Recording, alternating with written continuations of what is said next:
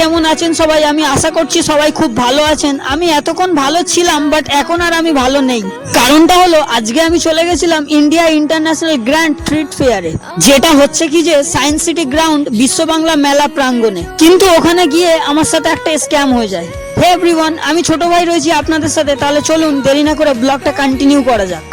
আমি আমাদের ব্রিজ স্টেশনে এসে অনেকক্ষণ ধরে অপেক্ষা করছিলাম, ফাইনালি আমাদের ট্রেন চলে আসে। আর আজকে আমার সাথে কি স্ক্যাম হয়েছে সেটা দেখতে হলে আমার এই মিনি ব্লগটা আপনাদের পুরো দেখতে হবে।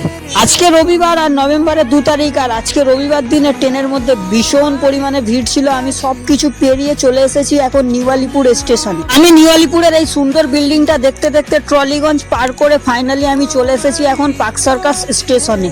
আমি পার্ক সার্কাস স্টেশনে নেমে 5 মিনিট পায়ে হেঁটে ওপরে ব্রিজ দেখতে দেখতে ফাইনালি আমি ব্রিজের ওপরে উঠে পড়েছি। আর বাসে উঠে দেখছি এখানে পকেট মার হইতে সাবধান।